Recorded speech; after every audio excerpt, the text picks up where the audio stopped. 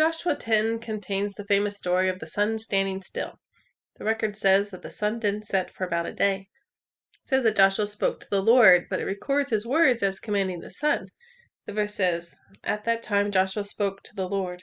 Then it records, "And he said in the sight of all Israel, Sun, stand still." It then confirms that the Lord took that as Joshua speaking to him, for the response is that the Lord listens and acts on Joshua's word.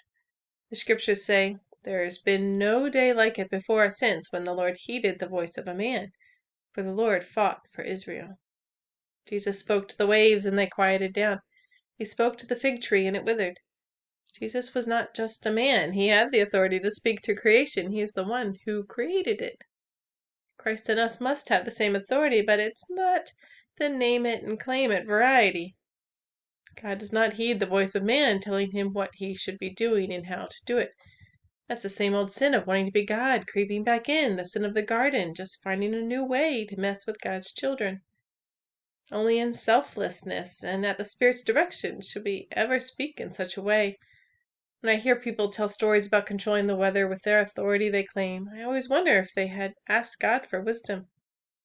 What if that rain was really important to someone else? How much of their motivation was selfish? Why weren't they trusting God to take care of it if something needed to be taken care of? Why did they feel they needed to step in and set it right, as if God had failed to do his job?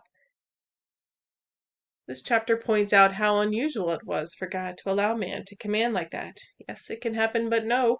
Even Jesus, who certainly did have all the authority possible, didn't go around commanding smooth paths, sunny skies, and bountiful food to make his life comfortable and pleasurable.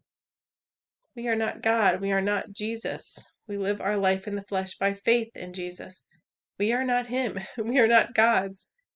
I know in Psalms there's a verse saying you are gods, but that doesn't mean you are God. Just think about it for a second. That would mean there is more than one God, and that's straight up heresy and defiant of the one true God. We are not God. Satan wants us to play at God. It's the sin of the garden. Don't fall for the temptation.